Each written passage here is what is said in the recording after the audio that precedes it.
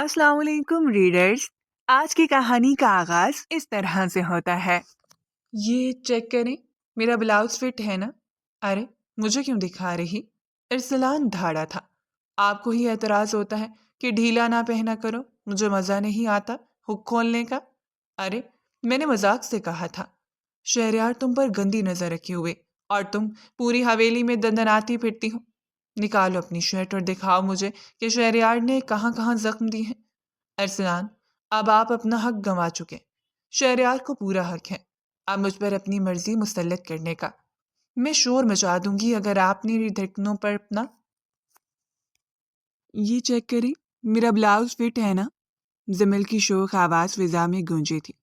वो आईने के सामने खड़ी थी, सुर्ख रंग की साड़ी में मलबूस, जिसका ब्लाउज उसकी दूधिया कमर पर टाइट हुआ था। वो मुड़ी, उसकी आंखों में वही पुरानी मासूमियत थी, लेकिन लहजे में एक अजीब सी शोखी रची हुई थी। अरे, मुझे क्यों दिखा रही हो? अरसलान धाड़ा था। उसकी आवाज में गुस्सा कम और बेबसी ज्यादा थी।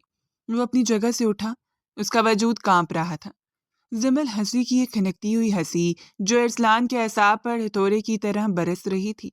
वो उसके करीब आई, इतने करीब कि उसकी सांसें अरसलान के चेहरे से टकराने लगी। आपको ही एतराज होता है ना कि ढीला ना पहना करो? मुझे अच्छा नहीं लगता हुक खोलने का। उसने अपनी उंगली अरसलान के सीने पर रखी और धीरे से सरगोशी की। अरे, मैंने तो मजाक से कहा था कि शहरयार तुम पर गंदी नजर रखे हुए हैं। और तुम पूरी हवेली में यूं दनाती फिरती हो।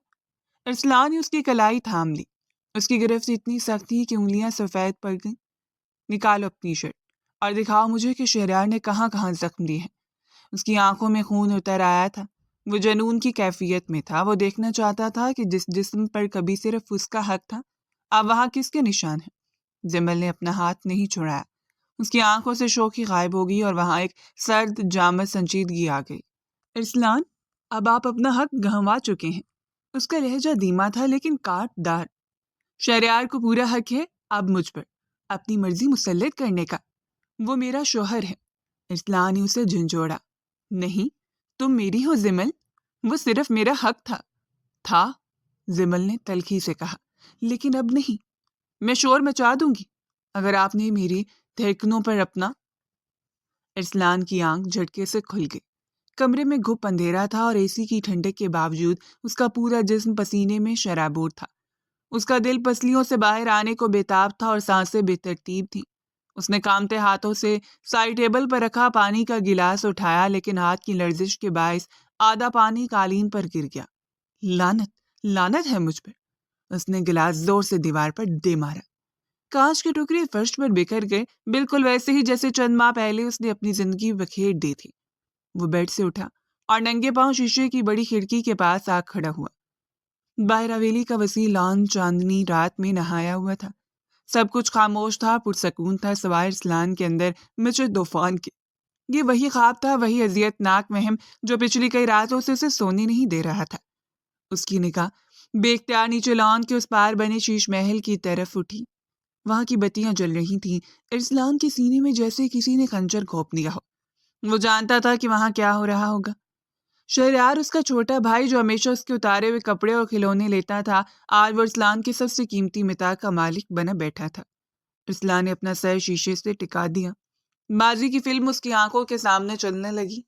वो खानदान का बड़ा बेटा था, वजी, दराज कद, बारोब और अपनी बात मनवाने वाला।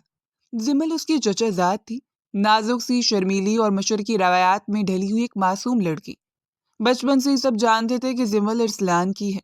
जब उनका निकाह हुआ तो इरसलान को लगा कि उसने दुनिया फतह कर ली है। वो एक पुरजोश मर्द था। उसकी मोहब्बत में शिद्दत थी, गर्मजोशी थी। वो जिमल को अपनी जागीर समझता था, लेकिन जिमल वो एक मशर की लड़की थी जिसके लिए हया का पर्दा जान से ज्यादा अजीज था। निकाह के बाद की वो रातें इरसलान को आज भी याद थी। वो जब भी उसके करीब जाता जिमल सिमट जाती। उसका यूं घबराना, कांपना और खुद को बचाना इरसलान की अना को तस्कीन देने के बजाय उसके सब्र को आजमाता था। जिमल, हम मियाँ बीवी हैं, ये दूरी कैसी? उसने एक रात जिमल को अपने बाजुओं के इसार में लेते हुए पूछा था। जिमल ने नजरें झुकाकर बमुश्किल कहा था, इरसलान प्लीज, अभी रुखसती नहीं हुई। ताईजान क्या कहेंगे? मुझे शर्म आती है, थोड़ा सब्र कर लेना। इरसलान उस वक्त अपने जज्बात के हाथों मजबूर था। اسے لگا کہ زمل کی دوری اس کی محبت کا انکار ہے۔ اسے لگا کہ زمل کو اس میں کوئی دلچسپی نہیں ہے۔ وہ ایک ایسی عورت چاہتا تھا جو اس کی محبت کا جواب اسی شدت سے دے، نہ کہ خوفزدہ ہرنی کی طرح کونے میں دبک جائے۔ وہ چاہتا تھا کہ زمل کے ساتھ اس کے تعلقات میں شدت ہو۔ روز کی تکرار بڑھتی گئی۔ زمل کا ہر بار اسے روکنا ارسلان کو غصہ اور طیش دلا دیتا، اور زمل کا انکار ارسلان کی مردانہ انا کو مجروح کر دیتا۔ دن اسی طرح گزرتے جا رہے تھے۔ ایک دن ارسلان غصے میں تھا۔ بزنس میں نقصان ہوا تھا، اور جب وہ سکون کی تلاش میں زمل کے پاس آیا تو اس نے حسب معمول اسے یہ کہہ کر ٹال دیا کہ کوئی دیکھ لے گا۔ ارسلان کے صبر کا پیمانہ لبریز ہو گیا تھا۔ اگر تمہیں مجھ سے اتنی وحشت ہے زمل، تو جاؤ، میں تمہیں اس قید سے آزاد کرتا ہوں۔ مجھے ایسی ٹھنڈی اور بے جان محبت کی ضرورت نہیں ہے جو میرے جذبات کی قدر نہ کر سکے۔ ارسلان کے منہ سے وہ الفاظ ادا ہو گئے تھے جو ان کی جدائی کا سبب بن گئے تھے۔ طلاق کا طوق زمل کے گلے میں ڈال کر وہ وہاں سے نکل گیا تھا۔ اسے لگا تھا کہ اسے سکون مل جائے گا، وہ اپنی مرضی کی زندگی جیے گا، لیکن وہ غلط تھا، بہت غلط۔ اور اب اسے اپنی غلطی کا شدت سے احساس ہو رہا تھا۔ ارسلان نے مٹھی زور سے کھڑکی کے فریم پر ماری۔ درد کی ایک لہر اس کے بازو میں اٹھی، لیکن دل کے درد کے آگے یہ کچھ بھی نہیں تھا۔ طلاق کے بعد حویلی میں کوہرام مچ گیا۔ زمل کے والدین نے اس ارسلان کے سامنے آنے سے روک دیا تھا، لیکن پھر وہی ہوا جو خاندانی روایات کا تقاضا تھا۔ گھر کی عزت گھر میں ہی رہے گی۔ بڑوں نے فیصلہ کیا کہ زمل کا نکاح شہریار سے کر دیا جائے۔ شہریار جو ہمیشہ سے خاموش طبیعت کا تھا، اس نے سر جھکا کر فیصلہ قبول کر لیا، اور زمل، وہ تو جیسے مٹی کی گڑیا تھی، جہاں بٹھا دیا بیٹھ گئی۔ آج زمل کی رخصتی ہوئے 1 ہفتہ گزر چکا تھا، اور یہ 1 ہفتہ ارسلان پر ایک صدی بن کر گزرا تھا۔ اسے اب احساس ہو رہا تھا کہ زمل کی وہ نہ اس کی نفرت نہیں بلکہ اس کی پاکیزگی تھی۔ وہ جس ارسلان نے غرور اور بے رخی سمجھا، وہ دراصل اس کی حیا تھی، اور اب وہی حیا، وہی نزاکت، وہی سب کچھ شہریار کا مقدر بن چکا تھا۔ ارسلان نے دوبارہ شیش محل کی طرف دیکھا۔ روشنی ابھی تک جل رہی تھی۔ اس کے ذہن میں پھر وہی منظر گھومنے لگا جو اس نے خواب میں دیکھا تھا۔ کیا شہریار بھی میری طرح بے صبر ہے؟ اس نے خود غلامی کی؟ نہیں، شہریار نرم مزاج ہے، وہ اسے سمجھے گا۔ اور زمل ایک جلن تھی جو اسے اندر سے راگ کر رہی تھی۔ زمل کا وہ جملہ اس کے کانوں میں گونج رہا تھا جو اس نے بھی خواب میں سنا تھا۔ شہریار کو پورا حق ہے اب مجھ پر۔ وہ کمرے میں ٹہلنے لگا، سگریٹ سلگائی اور گہرا کش لیا۔ دھواں اس کے پھیپھڑوں میں اترا، لیکن سکون پھر بھی نہیں ملا۔ اچانک دروازے پر دستک ہوئی۔ کون؟ ارسلان کی آواز بھاری تھی۔ صاحب جی، میں ہوں، کریم، ملازم کی ڈری ہوئی آواز سے۔ آ جاؤ۔ کریم اندر داخل ہوا، ہاتھ میں کافی کی ٹرے تھی۔ وہ جانتا تھا کہ صاحب رات کو جاگتے ہیں اور کافی مانگتے ہیں۔ ڈک دو ادھر، ارسلان نے اشارہ کیا۔ کریم نے ٹرے میز پر رکھی اور جانے کے لیے مڑا، پھر کچھ ہچکچاتے ہوئے رک گیا۔ صاحب، وہ چھوٹے صاحب نے ڈرائیور کو صبح جلدی گاڑی تیار کرنے کا کہا ہے۔ ارسلان چونکا۔ کیوں؟ کہاں جانا ہے انہیں؟ وہ زمل بی بی کی طبیعت کچھ خراب ہے شاید، یا وہ انہیں سیر کے لیے لے جا رہے ہیں۔ کہہ رہے تھے کہ شمالی علاقوں کی طرف جائیں گے کچھ دن کے لیے۔ ارسلان کے ہاتھ سے سگریٹ چھوٹ کر قالین پر گری۔ اس نے فوراً اسے پاؤں سے مسل لیا۔ شمالی علاقے وہ جگہ تھی جہاں ارسلان نے زمل کو لے جانے کا وعدہ کیا تھا، ہنی مون کے لیے۔ اس نے زمل کو خواب دکھائے تھے کہ اسے برف باری دکھائے گا، جھیل سیف الملوک لے جائے گا، اور آج شہریار اسے انہی راستوں پر لے جا رہا تھا۔ ٹھیک ہے، جاؤ تم، ارسلان نے بمشکل کہا۔ کریم کے جانے کے بعد ارسلان صوفے پر ڈھسا گیا۔ اسے یاد آیا جب نکاح کے بعد پہلی بار اس نے زمل کا ہاتھ تھاما تھا تو زمل نے کہا تھا، ارسلان، مجھے ڈر لگتا ہے، آپ مجھے کبھی چھوڑ دیں گے تو نہیں؟ اور ارسلان نے ہنس کر کہا تھا، میں پاگل ہوں جو اپنی زندگی کو خود سے دور کر دوں گا۔ ہاں، ارسلان نے خالی کمرے میں چیخ کر کہا، ہاں میں پاگل ہوں، میں وہ بدقسمت انسان ہوں جس نے ہیرا سمجھ کر پتھر اٹھایا، اور جب ہیرا ہاتھ سے نکل گیا تو خاک چھان رہا ہوں۔ اس کا دل چاہا کہ ابھی جائے، شیش محل کا دروازہ توڑے اور زمل کو وہاں سے نکال لائے، اسے بتائے کہ وہ غلط تھا، اسے بتائے کہ اس کے بغیر نہیں جی سکتا، لیکن وہ جانتا تھا کہ اب بہت دیر ہو چکی ہے۔ حویلی کی اونچی دیواریں، خاندانی غیرت اور مذہب کی لکیریں سب اس کے راستے کی رکاوٹ تھی۔ اس نے تصور کی آنکھ سے دیکھا، زمل شاید اس وقت شہریار کے کندھے پر سر رکھے سو رہی ہوگی، شاید شہریار اس کے بالوں میں انگلیاں پھیر رہا ہوگا، وہ لمس جس کے لیے ارسلان ترس گیا تھا وہ شہریار کی انگلیوں کے پوروں میں تھا۔ زمل کا وہ جملہ جو خواب میں اس نے بولا تھا حقیقت کے قریب تر لگ رہا تھا۔ ارسلان، اب آپ اپنا حق گنوا چکے۔ یہ صرف ایک خواب نہیں تھا، یہ وہ تلخ حقیقت تھی جو اب ساری زندگی ارسلان کا پیچھا کرنے والی تھی۔ وہ ایک زندہ لاش بن چکا تھا جو اپنی انا کی آگ میں جل کر خاک ہو گیا تھا، لیکن اس کی روح ابھی تک اس حویلی میں اسی لڑکی کے گرد بھٹک رہی تھی جو اب کسی اور کی تھی۔ ارسلان نے سائڈ ٹیبل کے دراز سے ایک تصویر نکالی۔ یہ ان کی نکاح کی تصویر تھی۔ زمل گھونگھٹ میں تھی اور ارسلان کے چہرے پر فاتحانہ مسکراہٹ تھی۔ تم نے بدلہ لی ہے مجھ سے زمل، اس نے تصویر پر انگلی پھیرتے ہوئے آنسوؤں کو ضبط کرتے ہوئے کہا۔ تم نے مجھے وہ سزا دی ہے جو موت سے بھی بدتر ہے۔ تم نے مجھے غیرت اور بے بسی کے درمیان لٹکا دیے ہیں۔ باہر بارش شروع ہو چکی تھی، بادل زور سے گرجا۔ ارسلان کھڑکی کے پاس واپس آیا۔ شیش محل کی بتیاں اب بجھ چکی تھیں، مکمل اندھیرا چھا گیا تھا، ارسلان کے کمرے میں بھی اور اس کی قسمت میں بھی۔ اس نے آنکھیں بند کر لی، لیکن بند آنکھوں میں بھی اسے زمل اور شہریار ہی دکھائی دیے۔ میں شور مچا دوں گی اگر آپ نے میری دھڑکنوں پر، زمل کی آواز اس کے دماغ پر گونجتی رہی۔ شور مچانے کی ضرورت نہیں زمل، ارسلان نے تاریکی میں سرگوشی کی۔ تمہاری خاموشی نے مجھے برباد کر دیا ہے۔ اس نے اپنا سر گھٹنوں میں دے لیا۔ ایک طاقتور وجیح اور عناء پرست مرد آج رات ایک بچے کی طرح رو رہا تھا، لیکن اس کے آنسو بوجھنے والا کوئی نہیں تھا۔ وہ جانتا تھا کہ کل صبح جب سورج نکلے گا تو اسے شہریار اور زمل کو مسکراتے ہوئے دیکھنا ہوگا۔ انہیں دعائیں دینی ہوں گی اور اندر ہی اندر خود کو ہر لمحہ مرتے ہوئے دیکھنا ہوگا۔ سورج اپنی پوری آب و تاب سے چمک رہا تھا، لیکن ارسلان کے لیے صبح کسی سیاہ رات سے کم نہیں تھی۔ وہ اپنے کمرے کی اسی کھڑکی کے پیچھے کھڑا تھا جہاں سے گزشتہ رات اس نے شیش محل کی بتیوں کو گھورتے ہوئے گزاری تھی۔ پردے کا ایک کونا ہٹا کر وہ نیچے پورچ میں کھڑی سیاہ رنگ کی پراڈو کو دیکھ رہا تھا۔ ملازم سامان گاڑی کے ڈگے میں رکھ رہے تھے۔ سوٹ کیسز کی تعداد بتا رہی تھی کہ سفر مختصر نہیں ہوگا۔ ہر بیگ کا رکھا جانا ارسلان کے دل پر ایک بوجھ بڑھا رہا تھا۔ پھر وہ دونوں نظر آئے۔ شہریار مرکزی دروازے سے باہر نکلا۔ اس نے کریم کلر کی شلوار قمیض کے اوپر براؤن ویسٹ کوٹ پہن رکھی تھی۔ اس کے چہرے پر ایک پرسکون مسکراہٹ تھی، ایسی مسکراہٹ سب پس لینے کے بعد آتی ہو۔ اس کے پیچھے زمل تھی۔ اس نے پستی رنگ کا جوڑا زیبتن کیا ہوا تھا اور کندھے پر بڑی سی شال اوڑھ رکھی تھی۔ وہ سر جھکائے آہستہ قدموں سے چل رہی تھی، جیسے اپنی ہی وجود کے بوجھ تلے دبی ہو۔ ارسلان کی مٹھیاں بھینچ گئی۔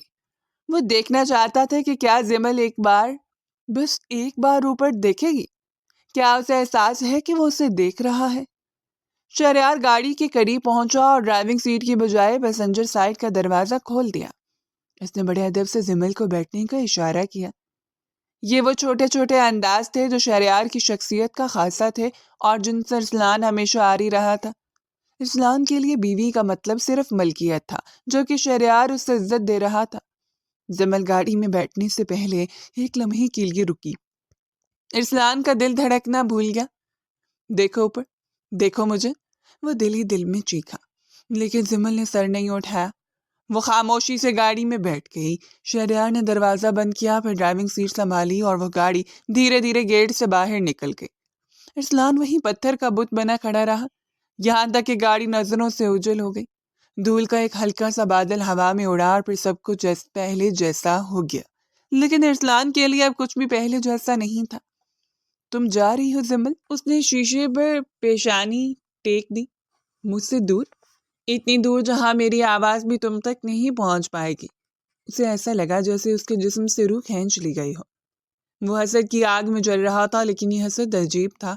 یہ اس مرد کا حسد تھا جس نے خود اپنے ہاتھوں سے اپنا سب کچھ لٹا دیا تھا اور اب خالی دامن لیے دوسروں کی خوشی کا تماشائی بنا کھڑا تھا۔ سفر طویل تھا، لیکن شہریار نے اسے زمل کے لیے آرام دہ بنانے کی پوری کوشش کی تھی۔ وہ ہنزا کے ایک پرتعیش ہوٹل میں ٹھہرے تھے۔ کمرے کی بالکنی سے وادی کا نظارہ سحر انگیز تھا۔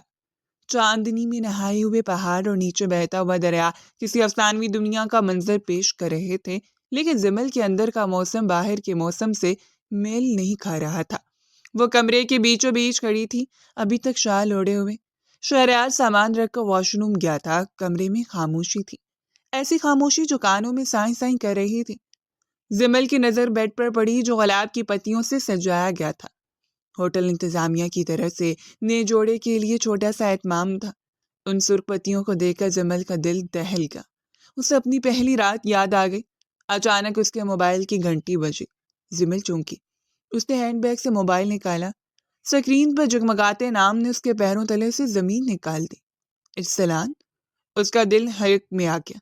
اس وقت اتنی رات گئے ارسلان اسے کال کیوں کر رہا تھا؟ کیا کوئی ایمرجنسی تھی؟ یا پھر اس کا ہاتھ کال ریسیو کرنے کے لیے اسکرین کی طرف بڑھا، لیکن پھر رک گیا۔ وہ اب ارسلان کی بیوی نہیں تھی، وہ شہریار کے کمرے میں تھی۔ اس کا ضمیر اسے ملامت کرنے لگا۔ نہیں جمل، تم یہ نہیں کر سکتی، یہ خیانت ہے۔ موبائل مسلسل بج رہا تھا، رنگ ٹون کی آواز خاموش کمرے میں گونج رہی تھی۔ ارسلان کی کال مسلسل آ رہی تھی۔ وہ شخص جس سے وہ محبت کرتی تھی، جس کے لیے اس نے اپنے جذبات کو دبا رکھا تھا، آج وہ اسے پکار رہا تھا۔ دوسری طرف حویلی کے تاریک کمرے میں ارسلان موبائل کان سے لگائے مسلسل ٹہل رہا تھا۔ اٹھاؤ فون جمل، اٹھاؤ، وہ بربرایا۔ مجھے معلوم ہے تم جاگ رہی ہو، تم سو نہیں سکتی، تم میرے بغیر کیسے سکون سے رہ سکتی ہو؟ اس کی کال کاٹ دی گئی۔ ارسلان نے بے یقینی سے موبائل کو دیکھا۔ اس نے دوبارہ نمبر ملایا، پھر کاٹ دی گئی۔ تیسری بار ملانے پر موبائل بند ملا۔ ارسلان نے غصے میں موبائل بیڈ پر دے مارا۔ تم مجھ سے نفرت کرتی ہو جمل، لیکن میں تمہیں بھلا نہیں سکتا۔ میں پاگل ہو جاؤں گا اس طرح۔ وہ جانتا تھا کہ وہ غلط کر رہا ہے، اخلاقی طور پر، شرعی طور پر، ہر لحاظ سے وہ غلط تھا، لیکن محبت اور جنون کا اصولوں کے پابند ہوتے ہیں۔ وہ بس جمل کی آواز سننا چاہتا تھا، یہ جاننا چاہتا تھا کہ وہ ٹھیک ہے، یہ سننا چاہتا تھا کہ وہ شہریار کے ساتھ خوش نہیں ہے۔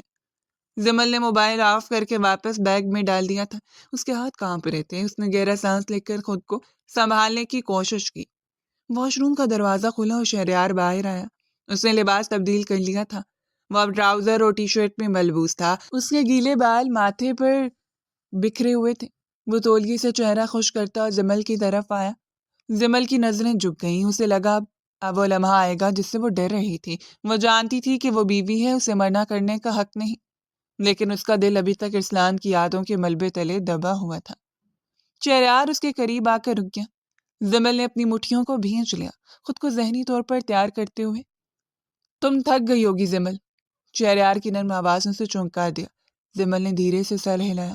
جی، تھوڑا سا۔ شہریار نے ایک نظر بیڈ پر سجے پھولوں کو دیکھا، پھر جمل کے چہرے پر موجود خوف اور الجھن کو بھانپ لیا۔ وہ مسکرایا، لیکن اس مسکراہٹ میں کوئی طنز یا ہوس نہیں تھی، بلکہ ایک عجیب سی اداسی اور سمجھداری تھی۔ جمل، ادھر دیکھو میری طرف۔ جمل نے ڈرتے ڈرتے نظریں اٹھائیں۔ شہریار کی آنکھوں میں سکون تھا۔ میں جانتا ہوں کہ یہ سب تمہارے لیے کتنا مشکل ہے، شہریار نے نرمی سے کہا۔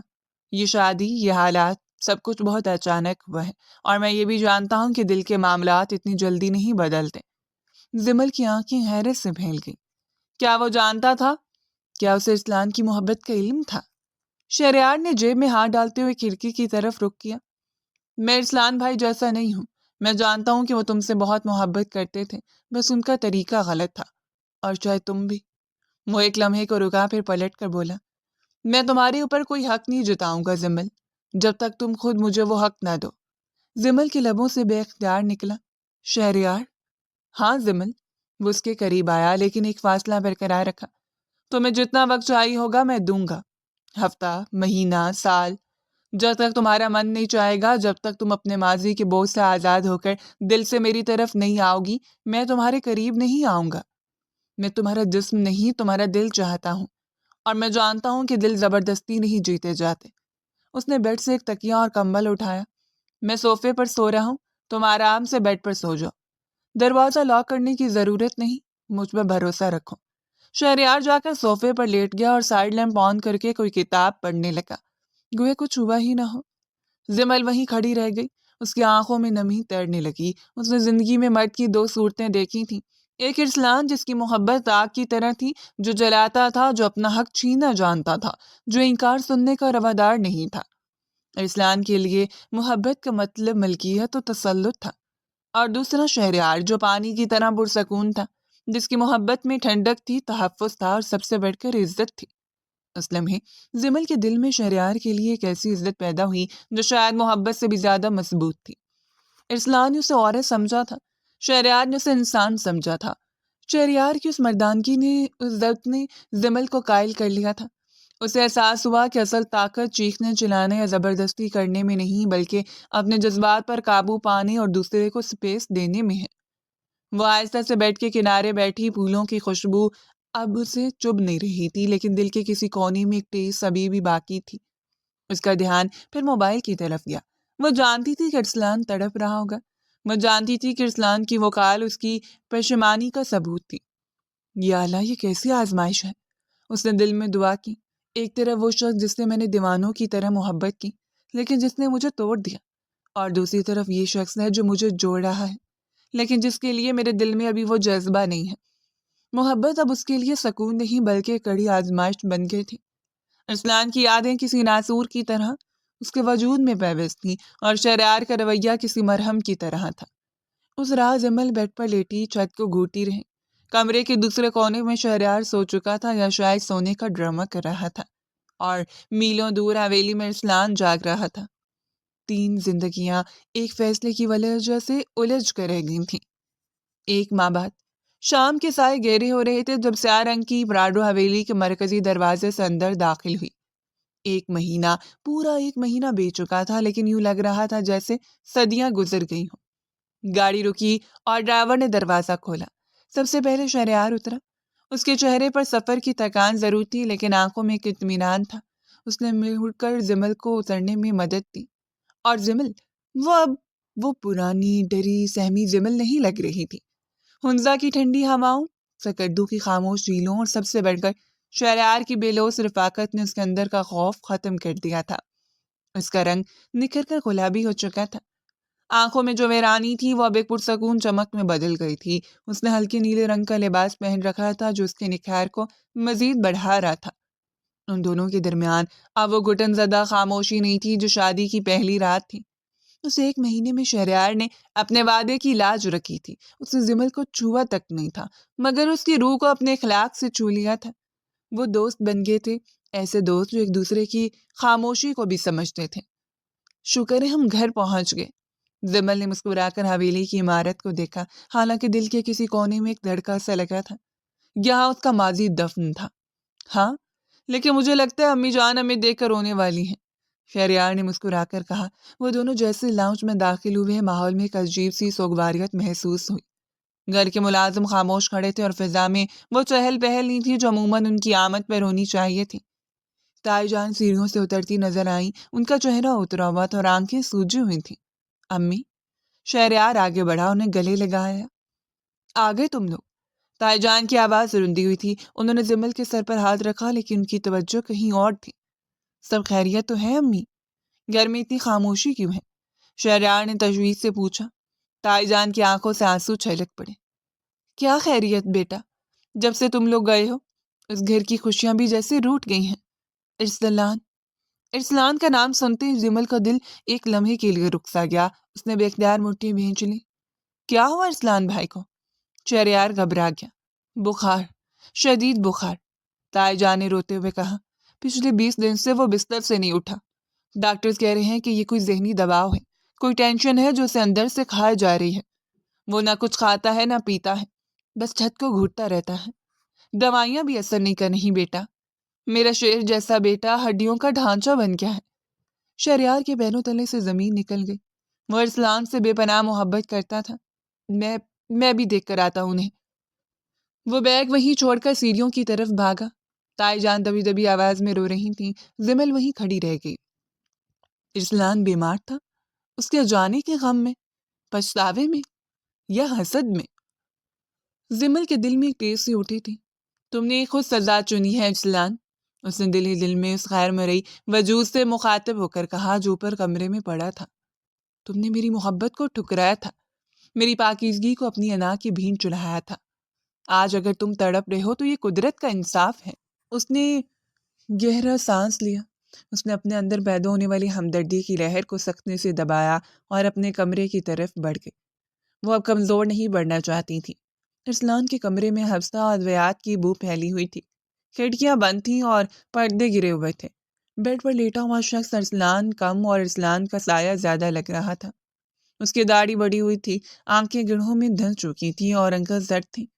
بھائی، شہریار اس کے قریب پہنچا، اس کا ہاتھ تھاما۔ اس کا ہاتھ آگ کی طرح تپ رہا تھا۔ ارسلان نے بوجھل پلکیں اٹھائیں، دھندلی نظروں نے شہریار کو دیکھا۔ شہریار، اس کی آواز خشک پتوں کی طرح سرسرائی۔ میں آ گیا ہوں بھائی، آپ نے اپنی کیا حالت بنا لی ہے؟ شہریار کی آنکھوں میں آنسو آ گئے۔ ارسلان کی نظریں شہریار کے پیچھے دروازے کی طرف گئیں۔ وہ کسی اور کو ڈھونڈ رہا تھا۔ وہ آئی ہے؟ ارسلان نے بمشکل پوچھا۔ شہریار سمجھ گیا کہ اشارہ زمل کی طرف ہے۔ ہاں بھائی، زمل بھی ساتھ آئی ہے، ہم واپس آ گئے ہیں، اب آپ ٹھیک ہو جائیں گے۔ زمل کا نام سنتے ہی جیسے ارسلان کے مردہ جسم میں بجلی دوڑ گئی۔ اس کی آنکھوں میں ایک عجیب سی چمک آ گئی، آنکھوں سے ایک جنون چلکنے لگا۔ اس نے گہرا سانس لیا، جیسے ہوا میں موجود زمل کی خوشبو کو محسوس کرنے کی کوشش کر رہا ہو۔ زمل واپس آ گئی؟ اس کے ہونٹوں پر ایک تھکی ہوئی لیکن پراسرار مسکراہٹ ابھری، جسے شہریار اپنی پریشانی میں دیکھ نہ سکا، ورنہ وہ ضرور ٹھٹک جاتا۔ 2 دن بعد زمل کے واپس آتے ہی جیسے ارسلان کو نئی زندگی مل گئی تھی۔ اس نے دوا کھانا شروع کر دی تھی، کھانا مانگنے لگا تھا اور 2 دن کے اندر ہی وہ اپنے پیروں پر کھڑا ہونے کے قابل ہو گیا تھا۔ ڈاکٹرز بھی حیران تھے کہ جو شخص اتنے دنوں سے بستر پر تھا، اب اس میں اچانک اتنی ریکوری کیسے ہوئی۔ تاہم اب ارسلان بہتر تھا اور سب کی پریشانی کم ہوئی تھی۔ شام کا وقت تھا، شہریار کسی کام سے باہر گیا ہوا تھا۔ دائی جان کچن میں ملازموں کو ہدایات دے رہی تھیں۔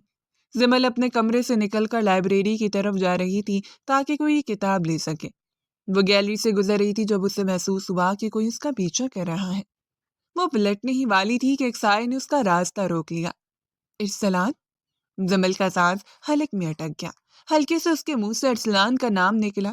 ارسلان ابھی بھی کمزور لگ رہا تھا، لیکن اس کی آنکھوں میں وہی پرانی وحشت تھی، وہی حاکمانہ انداز جو زمل کو خوف زدہ کر دیتا تھا۔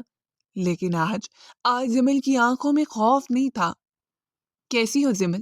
ارسلان کی آواز بھاری تھی، وہ اس کے بہت قریب کھڑا تھا۔ زمل نے خود کو سنبھالا اور باوقار لہجے میں کہا، میں ٹھیک ہوں ارسلان بھائی، راستہ چھوڑے، مجھے جانا ہے۔ ارسلان بھائی؟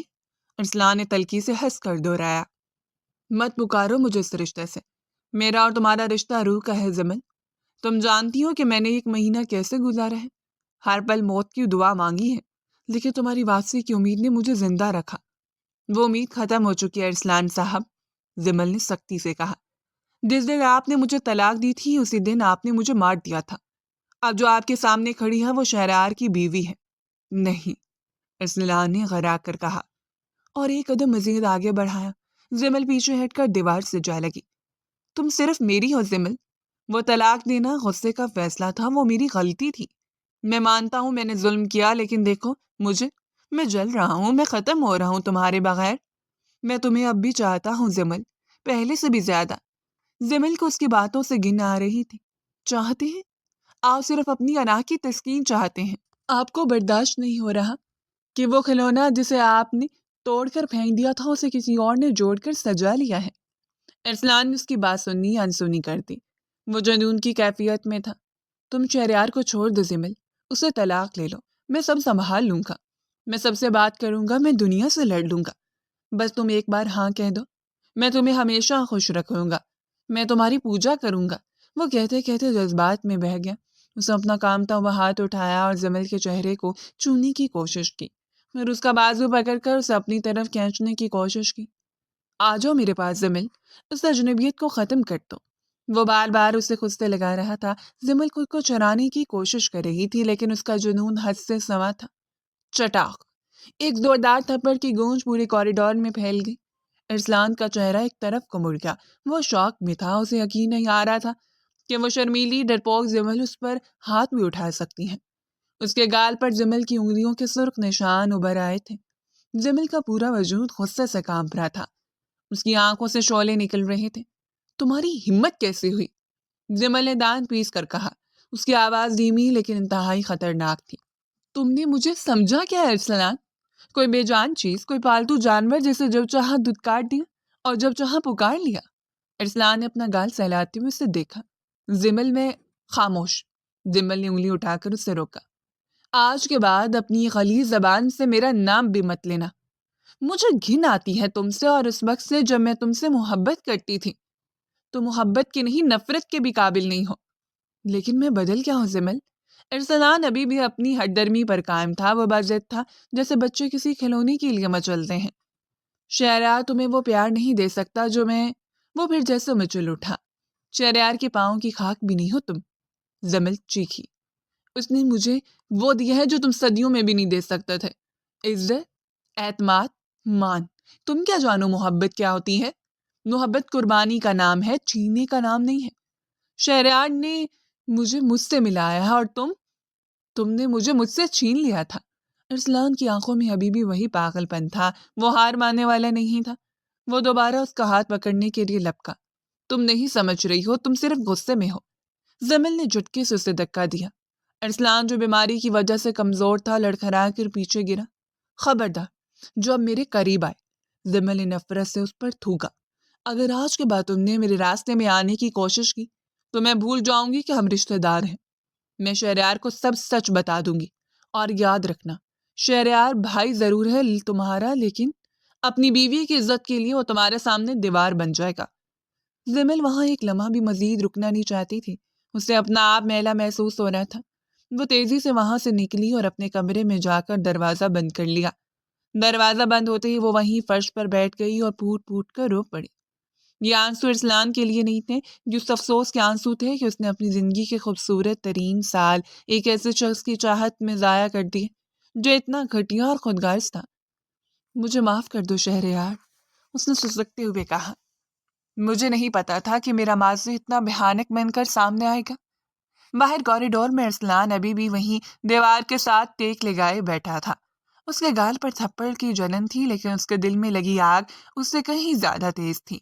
زمل کی نفرت نے اس کی آگ کو ٹھنڈا کرنے کی بجائے مزید بھڑکا دیا تھا۔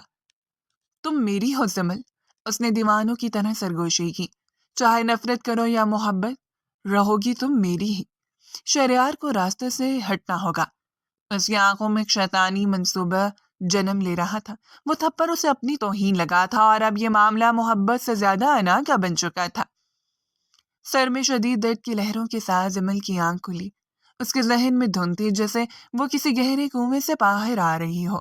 اس نے اٹھنے کی کوشش کی، لیکن اسے محسوس ہوا کہ وہ اپنے جانے پہچانے کمرے میں نہیں ہے۔ یہ ایک اجنبی جگہ تھی، ایک چھوٹا سا فلیٹ جس میں پرانی سیلن زدہ بو بسی ہوئی تھی۔ کھڑکیوں میں موٹے پردے تنے ہوئے تھے، جس سے دن اور رات کا اندازہ لگانا مشکل تھا۔ ہوش آ گیا میری جان کو۔ کمرے کے کونے سے ابھرتی ہوئی وہ مانوس اور نفرت انگیز آواز زمل کے وجود میں سنسناہٹ دوڑ گئی۔ زمل نے جھٹکے سے سر موڑا۔ سامنے کرسی پر ارسلان بیٹھا تھا۔ اس کے ہاتھ میں کافی کا مگ تھا اور چہرے پر ایک فاتحانہ مسکراہٹ پھیلی ہوئی تھی۔ تم؟ زمل بستر سے اٹھی اور پیچھے ہٹی۔ میں کہاں ہوں اور تم مجھے یہاں کیوں لائے ہو؟ ارسلان اطمینان سے اٹھا اور اس کی طرف بڑھا۔ یہ ہمارا نیا گھر ہے زمل، وہ جنت جو میں نے ہم دونوں کے لیے بنائی ہے۔ یہاں کوئی شہریار نہیں ہوگا، کوئی خاندان نہیں ہوگا، کوئی رکاوٹ نہیں ہوگی، صرف میں اور تم ہوں گے۔ زمل کو یاد آیا، وہ بازار سے نکل رہی تھی جب ایک وین اس کے قریب آ کر رکی تھی۔ کسی نے اسے کھینچا تھا اور پھر رومال اس کے منہ پر رکھا گیا تھا۔ تم پاگل ہو گئے ہو ارسلان، زمل چیخی۔ یہ جرم ہے، اغوا کیا ہے تم نے مجھے۔ شہریار تمہیں چھوڑے گا نہیں۔ شہریار؟ ارسلان نے حقارت سے مگ میز پر پٹکا۔ بھول جاؤ اسے، وہ اب تک رو رو کر ہلکان ہو چکا ہوگا۔ اسے لگ رہا ہوگا کہ تم بھاگ گئی ہو یا اغوا ہو گئی ہو، اور میں تو یہاں تمہارے ساتھ ہوں، تمہیں منانے کے لیے، تمہیں اپنا بنانے کے لیے۔ وہ زمل کے قریب آیا اور اس کے کندھے تھام لیے۔ زمل پلیز میری بات مان لو، ضد چھوڑ دو۔ دیکھو میں نے تمہارے لیے کیا کچھ نہیں کیا۔ میں نے اپنی غیرت، اپنا خاندان، اپنا بھائی، سب کچھ داؤ پر لگا دیا، صرف تمہارے لیے۔ ایک بار ہاں کہہ دو، ہم یہاں سے بہت دور چلے جائیں گے، ایک نئی زندگی شروع کریں گے۔ زمل کی آنکھوں میں آنسو نہیں، آگ تھی جو سب کو جلا کر خاک تر کرنا چاہتی تھی۔ اس نے پوری قوت جمع کی اور ارسلان کے چہرے پر تھوک دیا۔ ارسلان ساکت رہ گیا، اسے یقین نہیں آیا۔ تھو ہے تمہاری محبت پر اور تمہاری اس گھٹیا سوچ پر، زمل نے نفرت سے کہا۔ تم نے یہ سوچ بھی کیسے لیا ارسلان کہ میں تمہارے ساتھ چلوں گی؟ تم انسان ہی درندے ہو۔ اگر شہریار مجھے چھوڑ بھی دے، اگر وہ مجھے دھتکار بھی دے، تب بھی میں تمہارے پاس نہیں آؤں گی۔ میں مرنا پسند کروں گی، لیکن تمہارے ساتھ جینا میری روح کو گوارا نہیں۔ ارسلان نے چہرے سے تھوک صاف کیا۔ اس کی آنکھوں میں وحشت اتر آئی۔ اس نے زمل کا جبڑا سختی سے دبوچ لیا۔ بہت غرور ہے نا تمہیں اپنی پاکیزگی پر، اپنی وفاداری پر۔ یہیں رہو گی تم اسی قید میں جب تک تمہارا یہ غرور نہیں ٹوٹتا، جب تک تم بھیک مانگ کر میرے پاس نہیں آتی میں تمہیں یہاں سے ہلنے بھی نہیں دوں گا۔ اس نے زمل کو دھکا دیا اور کمرے سے باہر نکل گیا۔ باہر سے دروازہ لاک ہونے کی آواز آئی۔ زمل فرش پر گر گئی، لیکن اس بار اس نے رونا نہیں تھا۔ اس نے تہیہ کر لیا تھا کہ وہ اس قید سے نکلے گی اور ارسلان کے اصلی چہرے کو دنیا کے سامنے لائے گی۔ حویلی میں قیامت کا سما تھا۔ زمل کو غائب ہوئے 24 گھنٹے گزر چکے تھے۔ شہریار کی حالت پاگلوں جیسی تھی۔ وہ پولیس اسٹیشن، ہسپتالوں، ہر ممکن جگہ کی خاک چھان چکا تھا۔ تائی جان مسلح پر بیٹھی دعائیں مانگ رہی تھیں۔ لاؤنج میں ارسلان داخل ہوا۔ اس نے اپنے کپڑے جان بوجھ کر میلے کیے ہوئے تھے اور چہرے پر مصنوعی پریشانی سجا رکھی تھی۔ کچھ پتہ چلا؟ تائی جان نے تڑپ کر پوچھا۔ نہیں امی، ارسلان نے سر جھکا کے جھوٹ بولا۔ میں نے شہر کا کونا کونا چھان مارا ہے۔ پولیس کہہ رہی ہے کہ شاید وہ اپنی مرضی سے… بکواس بند کرو، شہریار دھاڑا۔ اس کی آنکھیں سرخ تھیں۔ میری زمل ایسی نہیں ہے، وہ کہیں نہیں گئی، اسے کوئی لے گیا ہے، اور جو بھی اسے لے گیا ہے میں اسے زندہ زمین میں گاڑ دوں گا۔ ارسلان نے دل ہی دل میں شہریار کی بے بسی کا مذاق اڑایا۔ ڈھونڈتے رہو بھائی، وہ میری ملکیت ہے۔ 2 دن گزر گئے۔ ارسلان دن میں 2 بار آتا، کھانا رکھ کر چلا جاتا اور زمل کو اپنی محبت کا یقین دلانے کی کوشش کرتا، لیکن زمل خاموش رہتی۔ وہ موقع کی تلاش میں تھی۔ تیسرے دن ارسلان جلدی میں تھا۔ وہ کھانا دینے آیا تو اس کا موبائل بج اٹھا۔ وہ فون پر بات کرتی لاپرواہی سے دروازہ کھلا چھوڑ کر کچن کی طرف پانی لینے مڑا۔ یہی وہ لمحہ تھا۔ زمل نے جوتوں کی پرواہ کیے بغیر دوڑ لگا دی۔ زمل؟ ارسلان پیچھے چیخا، لیکن زمل سیڑھیاں پھلانگتی ہوئی نیچے اتر گئی۔ وہ گلی میں آئی اور اندھا دھند بھاگنے لگی۔ اس نے پیچھے مڑ کر نہیں دیکھا۔ اس کے پاؤں زخمی ہو گئے تھے، سانس پھول رہی تھی، دوپٹہ کہیں گر گیا تھا، لیکن وہ رک نہیں سکتی تھی۔ ایک رکشے والے نے اس کی حالت دیکھ کر بریک لگائی۔ زمل نے روتے ہوئے اسے حویلی کا پتہ بتایا۔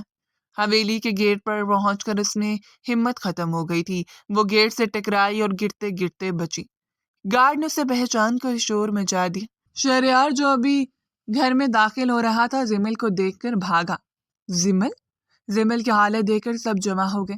اس کے کپڑے پھٹے ہوئے تھے، کلائیوں پر رسیوں کے نشان تھے اور چہرہ مٹی سے اٹا ہوا تھا۔ شہریار نے اسے سینے سے لگا لیا۔ کون تھا وہ؟ کس نے کیا یہ سب؟ شہریار نے روتے ہوئے پوچھا۔ زمل نے کانپتے ہاتھوں سے اس شخص کی طرف اشارہ کیا جو ابھی ابھی اپنی گاڑی سے اتر کے پریشانی کا ڈرامہ کرتے ہوئے ان کی طرف آ رہا تھا۔ ارسلان؟ زمل کی آواز بمشکل نکلی۔ ارسلان نے مجھے اغوا کیا تھا۔ حویلی کے صحن میں جیسے بم پھٹ گیا۔ تائی جان، تایا ابو اور تمام ملازم پتھر کے ہو گئے۔ ارسلان کے قدم رک گئے۔ یہ صدمے میں ہے، اسے ہوش نہیں ہے۔ ارسلان نے ہکلاتے ہوئے دفاع کرنے کی کوشش کی۔ جھوٹ بول رہے ہو تم۔ زمل شہریار کے حصار سے نکلی اور شیرنی کی طرح دھاری۔ اس نے مجھے فلیٹ میں قید رکھا۔ یہ مجھ سے کہہ رہا تھا کہ شہریار کو چھوڑ دو۔ یہ جانور ہے، یہ شیطان ہے، اس نے مجھے دھمکیاں دیں۔ شہریار نے آہستہ سے زمل کو چھوڑا اور ارسلان کی طرف بڑھا۔ اس کی آنکھوں میں ایک طوفان تھا۔ سچ ہے یہ ارسلان؟ ارسلان نے دیکھا کہ چھپنے کا کوئی راستہ نہیں ہے۔ اس کے اندر کا جنون پھر سے جاگ اٹھا۔ وہ ہنسا، ایک خفتی ہنسی۔ ہاں، میں لے گیا تھا اسے کیونکہ یہ میری ہے۔ تم نے اسے مجھ سے چھینا تھا۔ میں اسے واپس لانا چاہتا تھا۔ میں اسے محبت کرتا ہوں اور محبت میں سب جائز ہے۔ چٹاخ! اس بار تھپڑ زمل نے نہیں، تایا ابو نے مارا تھا، اتنا زوردار کہ ارسلان کے ہونٹ سے خون نکل آیا۔ بے غیرت انسان! تایا ابو کا ہاتھ کانپ رہا تھا۔ تو نے میری تربیت پر سوالیہ نشان لگا دیا۔ تو نے اپنے سگے بھائی کے پیٹ میں ہی خنجر گھونپا، اپنی گھر کی عزت کو اغوا کیا۔ ذرا شرم نہ آئی تجھے؟ کیسی عزت؟ ارسلان چلایا۔ یہ میری بیوی تھی، میرا حق تھا اس پر، تھا۔ شہریار نے آگے بڑھ کر ارسلان کا گریبان پکڑ لیا۔ لیکن اب وہ میری بیوی ہے اور میری عزت ہے، اور تم آج سے میرے بھائی نہیں ہو، تم مر گئے ہو میرے لیے۔ شہریار نے اسے دھکا دیا تو وہ زمین پر جا گرا۔ نکل جاؤ میرے گھر سے۔ تایا ابو نے فیصلہ سنا دیا۔ آج اور ابھی مجھے تمہاری شکل بھی نہیں دیکھنی۔ تم نے ہمارے نام پر وہ دھبا لگایا ہے جو 7 سمندروں کے پانی سے بھی نہیں دھلے گا۔ جاؤ، دفع ہو جاؤ اور کبھی لوٹ کر مت آنا۔ ارسلان نے زمین سے اٹھ کر سب کو دیکھا۔ ماں نے منہ پھیر لیا تھا۔ باپ انگلی سے گیٹ کی طرف اشارہ کر رہا تھا اور زمل وہ شہریار کے سینے میں چھپی ہوئی تھی۔ وہ اب خود کو محفوظ تصور کر رہی تھی اور پرسکون لگ رہی تھی۔ تم سب پچھتاؤ گے، ارسلان نے آخری بار اپنی ہردرمی دہرائی۔ مجھے زمل چاہیے، مجھے میری زمل۔ گارڈ نے اسے بازوؤں سے پکڑ کر گیٹ سے باہر نکال دیا۔ حویلی کا بھاری آہنی دروازہ اس کے منہ پر بند ہو گیا۔ اندر شہریار نے زمل کے ماتھے پر بوسہ دیا۔ اب کوئی ڈر نہیں زمل، وہ سایہ ہمیشہ کے لیے ہماری زندگی سے نکل گیا ہے۔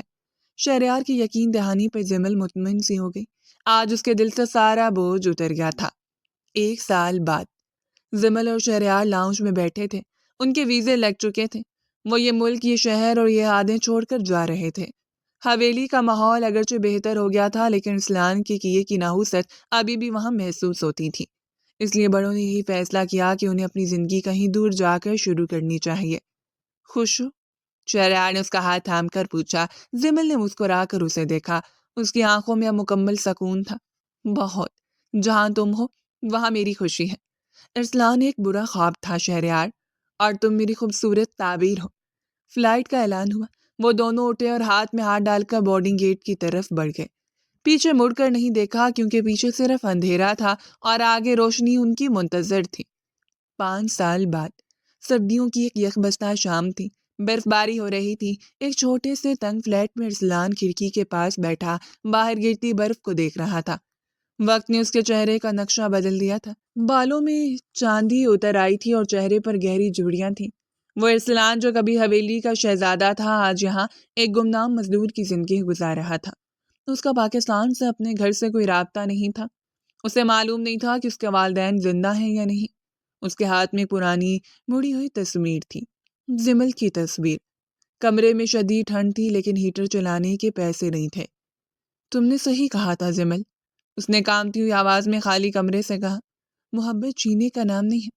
میں جیت کر بھی ہار گیا۔ اسے اب سمجھ آ رہی تھی کہ شہریار کیوں جیت گیا تھا۔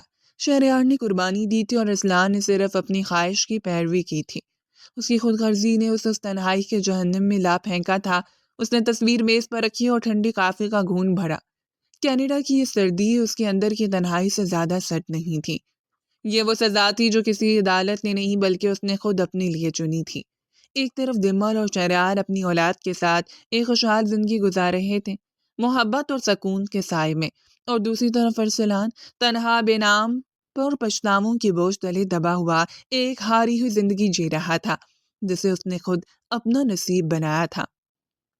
ڈیئر ریڈرز، یہ تھا آج کا ہمارا مزیدار اور انٹرسٹنگ ناول، اور اسی طرح کی انٹرسٹنگ اینڈ رومانٹک ناول سننے کے لیے آپ ہمارے چینل کو سبسکرائب کریں، ویڈیو کو لائک کریں اور کامنٹس میں اپنی رائے کا اظہار ضرور کریں۔ اللہ حافظ۔